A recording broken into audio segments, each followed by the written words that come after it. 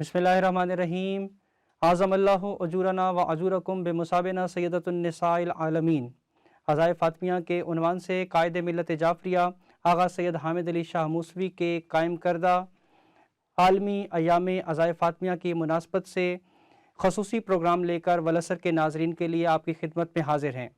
आज हमारे साथ गुफ्तगू के लिए मौजूद हैं मारूफ़ आलिम दीन अल्लामा सैयद रफ़ाकत अली नकवी साहब, जिनका ताल्लुक़ है इस्लामाबाद से और अज़ाई हलके में एक ख़ास मकाम रखते हैं। मजालिस के उन्वान से पूरे मुल्क में सफ़र करते हैं और आज हमारी ख़ुसूसी दावत पर, हमारी ख़ुसूसी रिक्वेस्ट पर हमारे वलसर स्टूडियो में तशरीफ़ लाए हैं। क़िबला आपका बहुत शुक्रिया।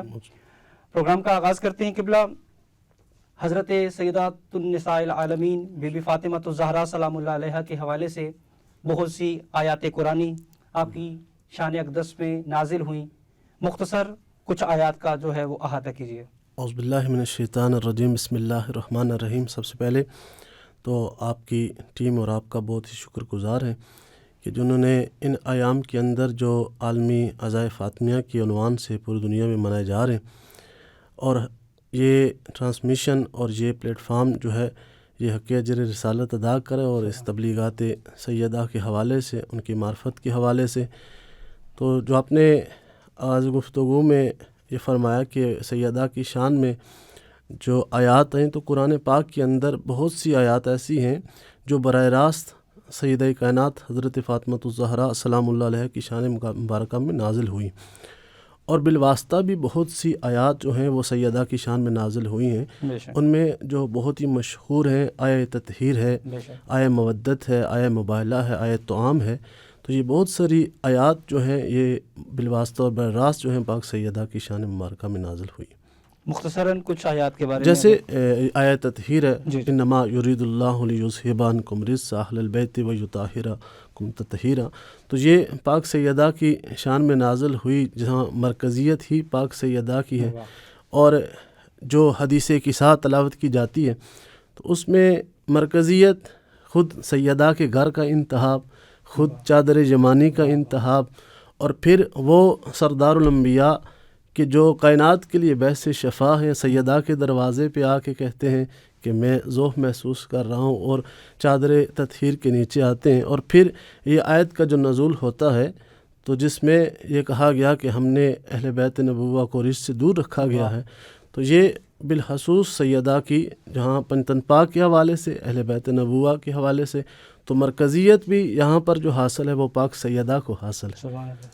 और फिर जैसे ही आया मवद्दत के अंदर यहाँ पे मवद्दत फ़िल क़ुरबा का मुतालबा किया गया है, तो मुख्तलिफ़ तफासीर के अंदर देखें शिया और गैर शिया उलमा ने मवद्दत फ़िल क़ुरबा में जिसकी मरकज़ी हैसियत हासिल क़ुरबा में दी वो सैयदा की ज़ात मुक़द्दस है, क्योंकि वहाँ क़ुरबा की मवद्दत मांगी गई है। यहाँ अगर मैं थोड़ी से जो है तफसील के साथ एक बात करूँ कि देखें वहाँ लफ्ज़ क़ुरबा का इस्तेमाल किया गया है, यानी मवद्दत फ़िल क़ुरबा। क़ुरबों का तकाज़ा नहीं है, कराबतों का नहीं है, क्योंकि क़ुर्ब के 3 ज़ाविये होते हैं। यानी एक क़ुर्ब यानी फ़ासले के एतबार से करीबी, एक कराबतों यानी रिश्ते के एतबार से करीबी, और फिर एक क़ुरबा यानी जिसका रुतबे के एतबार से करीबी। अब इस आयत को देखें तो यहाँ कुर्बों का नहीं है, हाँ नहीं बिल्कुल कुराबतों की बात नहीं हो रही, कुर्बा की बात हो रही। आप फासले के एतबार से मेरे सबसे करीबी हैं, माँ बहन बेटी रिश्ते के एतबार से, तो कुर्बा जिसका रुतबा सबसे ज़्यादा, तो देखें इससे बढ़ के रुतबा क्या होगा कि कुर्बा तशरीफ़ लाती हैं और रसूल उठ के खड़े हो जाते हैं, रसूल उठ के खड़े हो जाते हैं। तो यहाँ भी मरकज़ियत इस आया मजीदा के अंदर भी सैयदा की ज़ात मुबारका को हासिल है। आपके कहने का मकसद है ये बेटी का एहतराम नहीं, ये उस रुतबे का एहतराम किया जा रहा है। बेशक बेशक ये इस तरह है। देखें अगर सिर्फ बेटी का एहतराम होता तो ये सुन्नत रसूल बन जाती, फिर हर बाप को बेटी के लिए उठना पड़ता। तो ये रसूलुल्लाह का उठना, और किस अंदाज से उठना, सिर्फ उठना नहीं है बल्कि आती तशरीफ़ लाती तो रसूल उठते, हाथ का बोसा लेते, अबाए मुबारक उतारते, बिछाते, सैयदा को बिठाते, और जब तक सैयदा न बैठती तो रसूल न बैठते। ये यहाँ समझाया जा रहा था, ये बिठाया जो इसका मतलब ये था कि या तो ये मुझ जैसी है या इस जैसी कोई नहीं है, यानी यहाँ पे मंजिलत जो इस आय मजीदा के अंदर भी है वो भी सैयदा को हासिल है। किबला आपने आय मुद्दत की बात की, आयत तहीर की बात की, ایک صورت ہے جی جس کو سورہ کوثر کہتے جی ہیں، بالکل ایسے۔ اس کو بیوی کے ساتھ کس طرح نسبت حاصل ہے؟ دیکھیں اس سے آیہ مجیدہ سورہ مبارکہ الکوثر کی جو بات کریں، جو قرآن کی سب سے مختصر صورت ہے، لیکن منزلت اور مقام کے حوالے سے شاید اس کے اندر بڑی وسعت ہے، تو یہ جو سورہ کوثر نازل ہوئی ہے تو اس کے پس منظر پہ جائیں تو جہاں رسول اللہ بہت سی مشکلات کا سامنا کر رہے تھے، کیونکہ ابتدائی اسلام تھا تو لوگ تانے دے رہے تھے، کوئی شاعر کہہ رہا تھا، کوئی مجنون کہہ رہا تھا، اور جب قرآن کی آیات کی تلاوت کرتے تو لوگ کہتے یہ تو اساطیر الاولین ہے، یعنی پرانے قصے کہانیوں کی بات ہے۔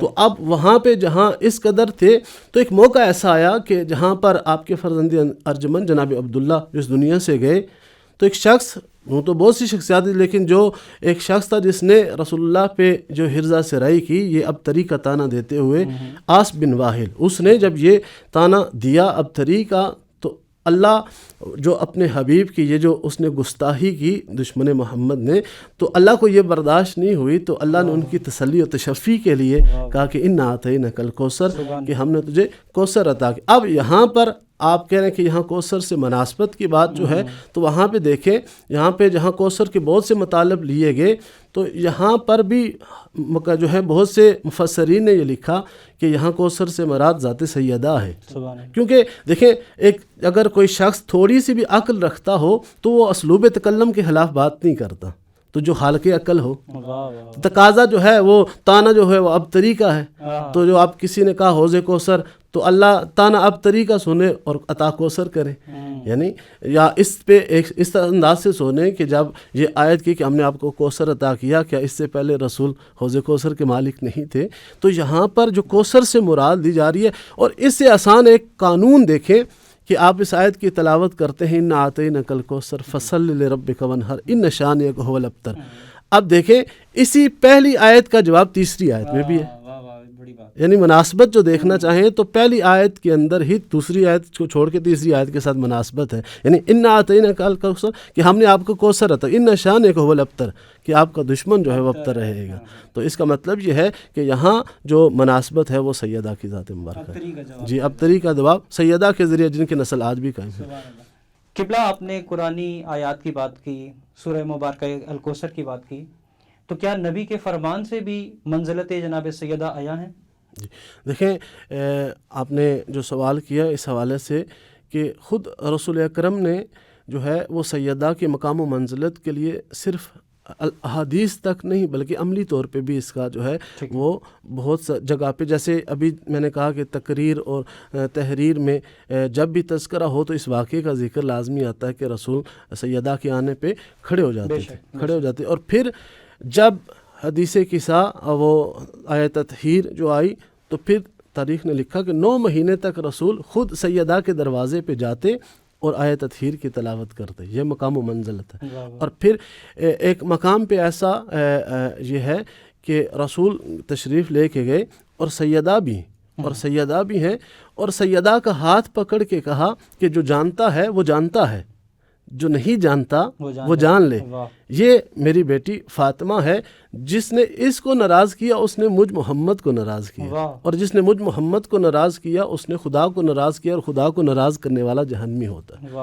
تو یہ رسول نے کئی مرتبہ پاک سیدہ کی مقام و منزلت کے لیے عملی طور پہ جو ہے وہ تعارف کروایا سیدہ۔ آپ کے کہنے کا مطلب یہ ہوا، مقصد یہ ہوا کہ رضائے خداوندی کے لیے رضائے سیدہ ضروری ہے۔ بے شک، جب تک جو ہے وہ سیدہ راضی نہیں ہے، رسول راضی نہیں ہے، یہ بڑی مشہور اور معروف جو ہے وہ احادیث مبارکہ ہے۔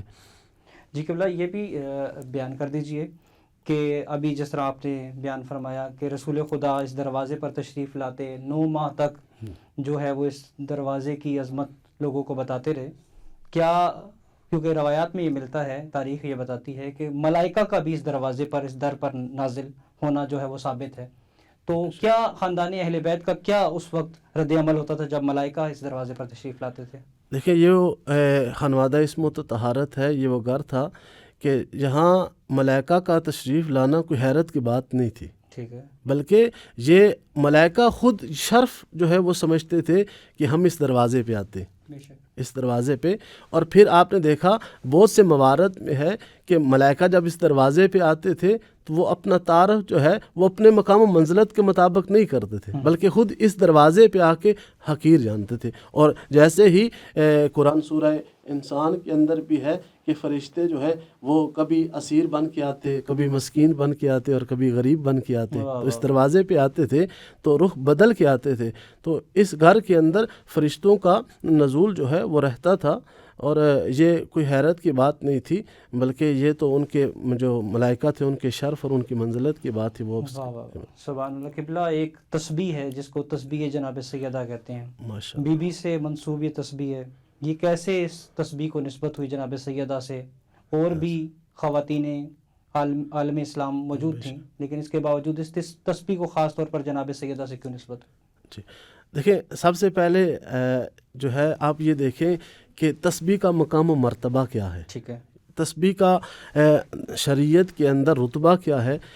اس کے حوالے سے میں آپ کو ایک واقعہ آپ کے گوش گزار کر رہا ہوں کہ ایک شخص جو تھا وہ کھجور کا درخت لگا رہا. ایسا ایک درخت ہے جس کے لیے پھل کے لیے ایک وقت درکار ہوتا ہے. تو کائنات کے بادشاہ رسول نے کہا کہ میں تمہیں ایک ایسا درخت نہ بتاؤں کہ جو ابھی لگاؤ ابھی اگے گا, ابھی پھلدار ہوگا اور ہر وقت پھلدار رہے گا. یعنی اس کے اندر کوئی ایسی جگہ, یعنی ہر وقت وہ پھلدار رہے گا. تو رسول نے فرمایا کہ جو شخص تسبیحات اربع پڑھتا ہے, تسبیحات اربع, یہ پہلے تسبیح کا مقام و منزلت تو دیکھیے, یعنی جو تسبیحات اربع پڑھتا ہے تو تسبیحات اربع پڑھتا ہے تو ایسے درخت جس کا رسول نے ذکر کیا اللہ اس کے لیے جنت میں 10 لگاتا ہے, جس کا پھل ہر وقت رہتا ہے.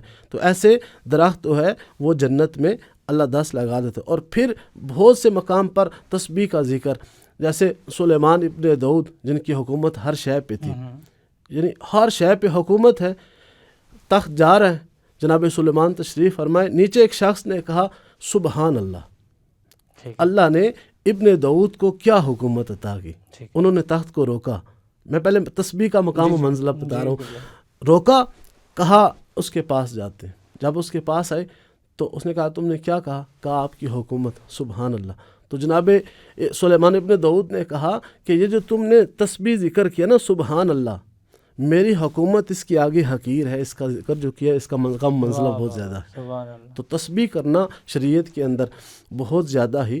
اور پھر یہ جو تسبیح فاطمۃ الزہرا سلام اللہ علیہا ہے, اس کے متعلق ہمارے صادق عالم محمد امام جعفر صادق علیہ السلام فرماتے ہیں کہ اللہ کی عبادت کے لیے تسبیح فاطمۃ الزہرا سے بڑی کوئی چیز نہیں ہے. تسبیح فاطمۃ الزہرا سے بڑی کوئی چیز نہیں ہے. اور اس کا اگر شان نزول دیکھیں, جب سیدہ جو ہے ایک عقد نکاح کے بعد جو ہے مولا علی کے گھر تشریف لاتی ہے تو دوسرے دن رسول تشریف لے آتے اور جو ہے تقسیم کار کرتے ہیں, اور یہ کہتے ہیں کہ جو گھر کی چار دیواری کے اندر کام ہے وہ سیدہ کریں گی, اور جو گھر کے باہر کے جتنے کام ہیں وہ مولا علی کریں گے. اور یہاں پہ رک ایک فکرہ کہوں کہ جو سیدہ نے کے متعلق جب یہ کہا تو سیدہ فرماتی ہیں کہ جب میرے بابا نے تقسیم کار کیا تو اس وقت جو میرے ذمہ کام لگایا میں اتنی خوش تھی, یا میں جانتی تھی یا میرا خدا جانتا تھا. تو سیدہ تو وہاں پہ گھر کے کام کرتی. اور ایک وقت ایسا آیا کہ رسول تشریف فرمائے اور سیدہ چکی چلا رہی. رسول کے آنے پہ کھڑی ہوئی تو جب ہاتھوں کو بوسہ دینے لگے تو دیکھا سیدہ کے ہاتھوں پہ چھالے پڑے. تو اب جو چھالے پڑے دیکھے تو رسول نے اس مشقت کو دیکھ کے کہا کہ سیدہ سے کہا کہ جو دنیا کی تلخی ہے وہ آخرت کی شرینی ہوتی ہے, اور آخرت کی جو ہے دنیا کی شرینی آخرت کی تلخی ہوتی ہے, اور آپ دنیا کی تلخی پہ آخرت کی شرینی جو ہے وہ حاصل کر رہی ہیں. اور پھر جب اتنی مشقت کرتی تھک جاتی تو ایک مرتبہ جو ہے وہ رسول کی بارگاہ میں جاتی ہیں لیکن اظہار نہیں کر سکتی, واپس آ جاتی ہیں. خود سردار الانبیاء وہاں سے اٹھتے ہیں اور بارگاہ سیدہ میں آتے ہیں تو وہاں پر بھی سیدہ اظہار نہیں کر سکی. خود مولا علی نے بتایا کہ یہ تھک جاتی ہیں تو ان کے لیے کسی ایک کنیز کا بندوبست کریں. تو رسول نے فرمایا کہ میں آپ کے لیے ایک ایسی چیز کا بندوبست نہ کروں جو آپ کو راحت و سکون دے. تو وہاں پہ یہ اس تسبیح کا جو ہے وہ تحفہ سیدہ کے حوالے کیا گیا. تو یہ اس کا شان نزول جو سیدہ کے حوالے یہ تسبیح یہ رسول اللہ کی طرف سے ہدیہ تھا. جہاں پہ قبلہ یہ تو آپ نے تسبیح جناب سیدہ سلام اللہ علیہ کے حوالے سے اس کی قدر و منزلت بیان کی، اور ہم دیکھتے ہیں کہ قائد ملت جعفریہ آغا سید حامد علی شاہ موسوی نجفی نے اپنی پوری زندگی میں اس تسبیح کو تعلیم کیا، لوگوں کو کہا کہ یہ تسبیح پڑھ کر آپ گھروں سے روانہ ہوں، سفر کے لیے روانہ ہوں. تو یہ تو تسبیح اس کو نسبت ہے جناب سیدہ سلام اللہ علیہ کے حوالے سے. اس کے علاوہ بھی کوئی تسبیح ہے جو کہ جناب رسول خدا یا مولا کائنات حضرت علی بن ابی طالب علیہ السلام کے ساتھ منسوب ہو؟ اگر اس حوالے سے کچھ بیان کرنا چاہیں. تسبیح فاطمہ الزہرا ایک ایسا معجزہ ہے، نہ صرف ہم جیسے گناہگاروں کے لیے ایک مددگار اور وسیلہ ہے، بلکہ خود ائمہ اہل خدا کے درمیان بھی یہ تھا کہ وہ بھی اس کو وسیلہ بناتے تھے، وہ بھی تسبیح فاطمہ الزہرا کو وسیلہ بناتے. اور پھر یہ مشہور تھا کہ جب بھی ہمارے ائمہ میں سے کسی کے پاس شخص کوئی حاجت لے کے آتا تو وہ جانتا تھا کہ جب بھی ان کو اپنی جدہ کا وسیلہ دیا جائے گا تو یہ رد نہیں کریں گے. تو یہ وسیلہ خود ذات سیدہ تسبیح سیدہ بھی رہی. اور جو دوسرا آپ نے سوال کیا کہ کیا دوسری تسبیح بھی ہے، ہاں بہت سی جو ہیں، ہر معصوم کے ساتھ جو ہیں وہ تسبیحات ہیں، لیکن جو سیدہ کی تسبیح ہے اسے جو اہمیت حاصل ہے وہ عرض کر چکا کہ کہا کہ اللہ کی عبادت کے لیے اس سے بڑی کوئی عبادت نہیں ہے جو تسبیح ہے. اور بہت ہی مشہور ہے تسبیح امیر المؤمنین، جس کا میں تذکرہ تفصیل سے کر دیتا ہوں. یعنی تسبیح امیر المؤمنین جو ہے، خود ابن اعظم کو خود مولا علی نے کہا کہ میں تمہیں آج ایک ایسی تسبیح، ایسا ذکر نہ بتاؤں کہ تجھے حقیقی ولی اللہ بنا دے، حقیقی ولی اللہ بنا دے. تو اس وقت مولا نے یہ تسبیح، جس کا جو ہے طریقہ کار یہ ہے کہ 10 مرتبہ جو ہے وہ سبحان اللہ، 10 مرتبہ الحمدللہ، اور 10 مرتبہ اللہ اکبر، اور 10 مرتبہ لا الہ الا اللہ. تو اس کا اجر وہ خود مولا نے بتایا، امیر المومنین نے بتایا کہ یہ تسبیح پڑھنے کا اجر یہ ہے کہ اللہ اسے 1000 مصیبتوں سے دور رکھتا ہے، 1000 مصیبتوں سے دور رکھتا ہے، جس میں کم سے کم جو مصیبت ہے وہ مرتد ہو جانا ہے، کم سے کم مصیبت. اور کہا پھر اللہ اسے تسبیح کے ذریعے، جو تسبیح امیر المومنین ہے، اللہ اسے جو ہے وہ 1000 انعام عطا کرتا ہے. جو پہلا انعام ہے کہ روز محشر وہ رسول اللہ کے جوار اور ہمزائیگی حاصل کرے گا. یہ تسبیح امیر المومنین کا. قبلہ یہ بھی بیان کیجئے، کیونکہ جناب سیدہ کی حیات مبارکہ کے 3 ادوار ہیں. ایک جناب رسول خدا کے ساتھ بطور بیٹی، ایک جناب علی مرتضیٰ کے ساتھ بطور بیوی، اور ایک حسنین رحیمین شریفین کریمین کے ساتھ بطور ماں. ان تینوں ادوار کے حوالے سے مختصراً بتا دیجئے کہ بی بی کا جو اسوہ ہے کس طرح خواتین عالم کے لیے نمونہ عمل ہے. جی بے شک. پاک سیدہ کوئی بھی ایک مستور ہو وہ ان ادوار سے گزرتی ہے. پہلے یہاں ایک فضیلت و مطلب بات کرتے ہیں کہ سیدہ بیٹی تھی، تو بیٹی کے متعلق ہے کہ بیٹی رحمت ہے. جی، بیٹی رحمت ہے. اور کیا رتبہ سیدہ ہے، اس کے لیے رحمت ہے کہ جو خود رحمت اللہ. اور پھر دوسرا جو عورت کا دور ہوتا ہے وہ بیوی ہے، اور بیوی کے متعلق ہے کہ یہ نصف ایمان. تو سیدہ کا منزلت اور مقام دیکھیے، اس کا نصف ایمان ہے جو خود کل ایمان. اور پھر جو ہے ماں، اور ماں ایسی ہستیوں کی، حسنین کریمین شریفین کی. اور ماں کے متعلق یہ ہے کہ بیٹوں کے لیے، اولاد کے لیے ماں کے قدموں میں جنت ہے، تو ان کی جنت قدموں میں کہ جو خود وارثان جنت ہے. اور پھر یہ تینوں ادوار کے اندر سیدہ نے جو ہے ہر، یہاں بات آپ نے کی، میں ایک بات کروں کہ انسان کے لیے جتنا بھی ہے نا قدوہ جو ہوتا ہے وہ انبیاء کرام ہوتے ہیں. بے شک. اور تمام انبیاء کرام کے لیے قدوہ جناب ابراہیم علیہ السلام کی ذات. اور پھر جناب ابراہیم علیہ السلام کے لیے جو قدوہ ہے وہ محمد و آل محمد ہے. اور آل محمد کے لیے جو قدوہ ہے وہ سیدہ کی ذات ہے. یعنی صرف ہمارے لیے نہیں بلکہ ائمہ خدا کے لیے بھی ہیں.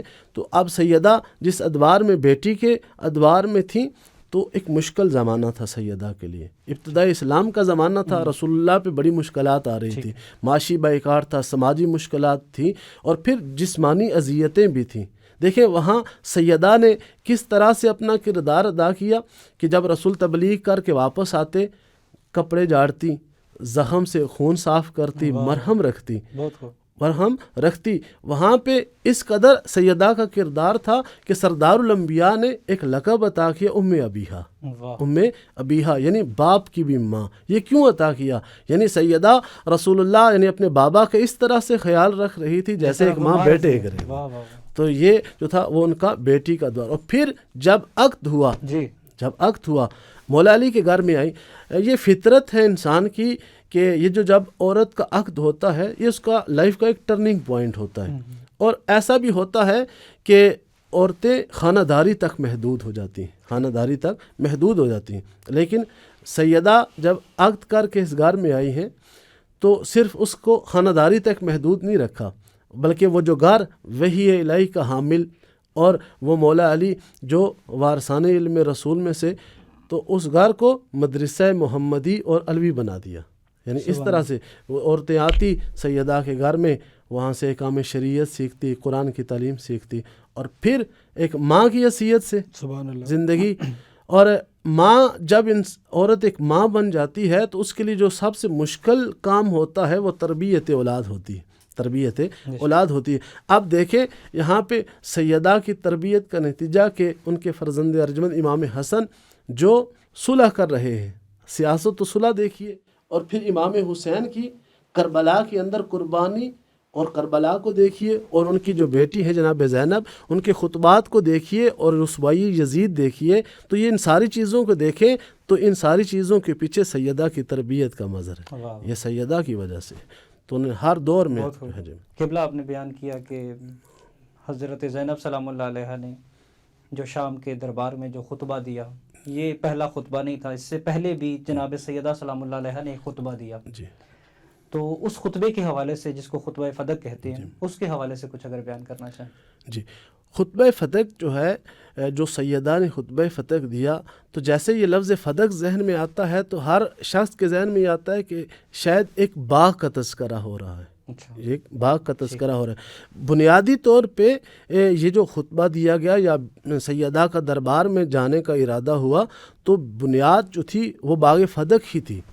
یعنی جو سیدہ کو رسول نے اپنی زندگی میں ہبہ کیا, اور پھر کیونکہ یہ خانوادہ اسم و طہارت اس سے اپنی ذات کے لیے تو استفادہ نہیں کر رہے تھے, وہ غریبوں مسکینوں اور حکومت کے لیے. تو یہ سیدہ جب رسالت مآب اس دنیا سے بظاہر گئے تو کچھ عرصہ گزرنے کے بعد, کیونکہ اس جو باغ فدق تھا اس میں سیدہ کے وکلاء کام کرتے تھے, اور ایک دن ایسا آیا کہ وکلاء دروازے پہ آ کے کہتے ہیں کہ حکومت کی طرف سے ہمیں نکال دیا گیا ہے اور اس کو ضبط کر کے بیت المال میں جو ہے وہ شامل کیا جا رہا ہے. تو سیدہ فوراً دربار میں نہیں گئی. سیدہ نے عورتوں سے اس چیز سے آگاہ کیا کہ یعنی ابھی اتنے تھوڑے دن گزرے تو یہ معاملہ ہو رہا ہے, تو انہوں نے اپنے مردوں کو آگاہ کیا کہ اس کا وہ کیا رد عمل دیتے ہیں کہ جب یہ فیصلہ لیا جا رہا ہے تو اتنا بڑا فیصلہ جو ہماری ملکیت ہے, ہمارے لیے ہے, تو حکومت تو سیدہ کے لیے جو ہے وہ 3 دن تک مہلت دی. لیکن جب کوئی ایسا رد عمل نہیں آیا تو پھر سیدہ نے کہا کہ میں ارادہ کرتی ہوں, اور اپنی جو تھیں عورتیں جو تھیں اس گھر کی, ان سب کو تیار کیا کہ آپ میرے ساتھ, اور پھر سیدہ دربار میں آئیں. اور جو آپ نے خطبہ فدق کا ذکر کیا تو یہ پہلے جا کر سیدہ نے مطالبہ نہیں کیا, یہ بڑا فصیح و بلیغ خطبہ دیا. وہ خطبہ دیا جس میں آغاز سے ہی حمد و ثنا کا تذکرہ ہے, اور بی بی کا ایک آغاز میں ایک ایسا فکرہ ہے کہ ہم وہ خاندان ہیں کہ جسے اللہ نے نبوت اور نعمتوں کے لیے چنا.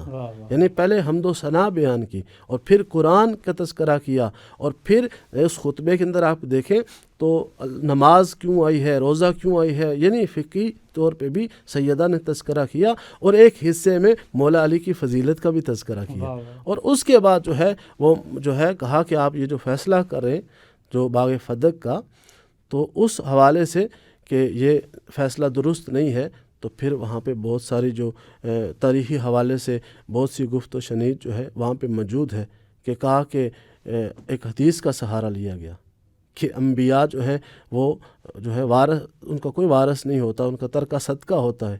تو ہر جو ان کی طرف سے جو ہے وہ دلیل دی گئی, اعتراض کیا گیا, تو سیدہ نے کیا کیا کہ اسے قرآن اور حدیث کی روشنی میں اسے غلط ثابت کیا. جہاں پہ جب انہوں نے اسی حدیث کا سہارا لیا, پہلے سیدہ سے گواہ بھی مانگے گئے, تو سیدہ نے ایک فکرہ کہا کہ تم نے یہ جو اس حدیث کا سہارا لیا ہے, تمہارے پاس کیا گواہ ہے جب یہ حدیث بیان ہوئی. تو یہاں پر بھی, اور پھر کہا نہیں صدقہ ہوتا ہے, تو تب بھی سیدہ نے کہا اگر صدقہ ہی ہے تو حق تصرف تو ہم کو ہے, قریبی ہم ہیں. تو یعنی اس طرح سے بہت سی وہاں پہ گفت و شنید جو ہے اس وجہ سے. قبلہ آپ نے بیان کیا کہ دربار میں جانے سے پہلے لوگوں کے ضمیروں کو جھنجھوڑا جی کہ لوگوں کو اس بات کا علم ہو کہ خاندان اہل بیت کے ساتھ بعد وفات حضرت رسول خدا کیسا کیسا ظلم کیا جا رہا ہے. تو کیا بی بی کے جو جناب رسول خدا کی زندگی کے بعد کے ایام میں وہ کیسے گزرے؟ کیا وہ راحت کے ساتھ تھے یا کون سی پریشانیوں کا سامنا کرنا پڑا؟ سیدہ کی اگر پوری زندگی کو دیکھیں تو وہ ایک مصائب کا دریا تھی زندگی، لیکن اس کے باوجود بھی قرب خدا اور قرب رسول میں ایک اونچا مقام رکھتی تھی. ہر دور سے مشکلات گزری اور ایک انداز سے مشکلات گزری، لیکن جو سب سے مشکل دور تھا وہ سیدہ کے لیے وہ بعد رسول تھا. بعد رسول اس لیے کہ خود رسول اللہ کا ظاہری طور پہ پردہ کر جانا یہی بہت بڑا صدمہ تھا. یہی بہت بڑا سیدہ کے لیے صدمہ تھا کہ آپ دیکھیں کہ جس وقت رسول اللہ بظاہر اس دنیا سے جانے لگے تو ان کا جو سر تھا وہ سیدہ کی گود میں تھا، اور پھر سیدہ کی آنکھ سے آنسو نکلا اور رسول اللہ کے چہرے پہ گرا. تو ایک مرتبہ آنکھ کھول کے کہا سیدہ آپ کیوں رو رہی ہیں؟ تو کہا میں یہ سوچ رہی ہوں آپ کے بعد میں اس دنیا میں کیسے رہوں گی، اس دنیا میں کیسے رہوں گی. اور پھر اتنے مصائب آئے کہ اذیتیں برداشت کی، بے احترامی، اور پھر جناب محسن کی شہادت، در کے اوپر آگ کا آ جانا.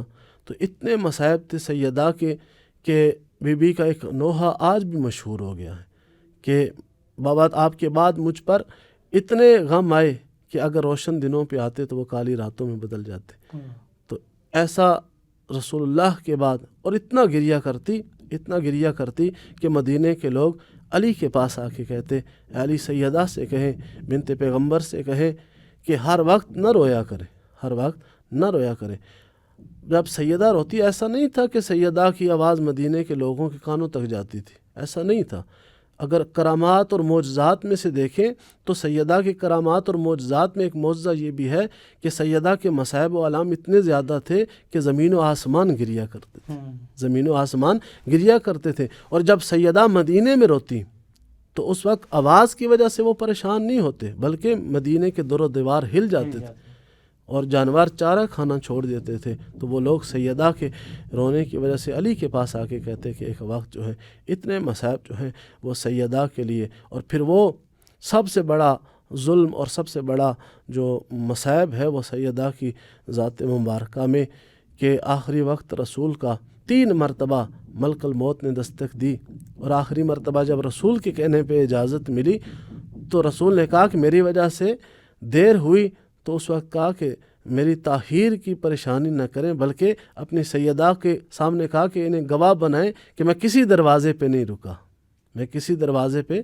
رکا، آپ کی بیٹی کے احترام میں آپ کے دروازے پہ رکا، جس دروازے پہ ملک الموت رکتا. نبیوں کے سردار رک کے آئے تھے، تطہیر کی تلاوت کرتے، اور پھر ایک ایسا وقت آیا کہ اس دروازے سیدہ سے دھواں اٹھتا ہوا دیکھا گیا، اس دروازے سیدہ پہ آگ جلتی ہوئی دیکھی گئی. اور پھر ایک ایسا منظر تھا کہ جیسے ہی ایک دروازے اور در و دیوار کے درمیان بنت پیغمبر تھی، اور ایسا ایک ظلم کا پہاڑ آیا کہ سیدہ کی آواز آئے گی فضا میرا محسن شہید ہو گیا ہے. تو اس سے زیادہ سیدہ کی زندگی میں کتنے دکھ، اور پھر اس سے بڑا دکھ یہ تھا کہ جس وقت کہا نا سیدہ میرا محسن شہید ہوا تو جناب فضا دوڑی دروازہ سیدہ کو نکالا. تو ایک مرتبہ سیدہ نے دیکھا کہ صحن میں کسی مرد کے قدموں کے نشان ہیں. کہا کہ میرے گھر کے اندر کون مرد داخل ہوا ہے؟ تو جناب فضا نے کہا وہ جو دروازے پہ لشکر لے کے آئے تھے، وہ جو دروازے پہ آگ لے کے آئے تھے. اتنے میں تڑپ کے سیدہ کو اپنا پہلو کا درد بھولا ہوا ہے، اپنے محسن کی شہادت بھولی ہوئی ہے، اور جناب فضا سے کہہ رہی ہیں میرا علی کہاں ہے؟ اشارہ کیا تو علی کے گلے میں رسیاں تھیں، علی کے گلے میں رسیاں. اب پہلو کا درد بھولا، جناب محسن کی شہادت بھولی، دوڑی ہیں، اپنے بابا کا امامہ اٹھایا، اپنے بابا کی ابا اٹھائی، اور پھر چلی ہیں اس مقام پہ کہ جہاں مولا علی کو گلے میں رسیاں ڈالی ہوئی ہیں اور ایک ستون کے ساتھ کھڑا کیا. اور جیسے ہی ہاتھ اٹھائے اس منظر کو دیکھا تو علی کی آواز آئی سیدہ بد دعا نہ کرنا، نانے کی امت تو جڑ جائے گی. اور پھر جب مولا علی کو لے کے آئی تو یہاں گلے پہ مولا علی کے اپنے سر کو رکھا، جہاں رسی کے نشان تھے، اور سیدہ نے ایک فکرہ کہا، اے ابو الحسن، آپ خیر پہ ہوں تو میں تب بھی آپ کے ساتھ ہوں، آپ تنگی میں ہوں تو میں تب بھی آپ کے ساتھ ہوں۔ روتی ہوئی سیدہ علی کو لے کے حسن و حسین کے ساتھ واپس آئی۔ اس سے زیادہ کیا قبلہ یہی اجر رسالت تھا جس کا تقاضا کیا جا رہا تھا؟ یہی سب سے بڑا دکھ اور سب سے بڑا مصائب ہی تو یہی ہے کہ جس سیدہ کے لیے حق اجر رسالت ادا کرنے کے لیے جس ہستی کا انتخاب کیا گیا تھا، بعد رسالت اسی ہستی کے ساتھ اتنے ظلم کیے گئے کہ وہ اتنا کہ سبت علیہ مصائبنا لو انہا سبت علی الایام سرنا لیا، یعنی یہ نوحہ پڑھنا پڑ گیا سیدہ کو۔ نوحہ پڑھتی ہوئی جناب سیدہ اس دنیا سے تشریف لے گئیں۔ قبلہ بہت شکریہ، آپ ہمارے ساتھ ہماری اس نشست میں موجود تھے۔ کل انشاءاللہ نئے پروگرام کے ساتھ آپ کی خدمت میں حاضر ہوں گے۔ کل تک کے لیے اللہ حافظ، مولا نگہبان۔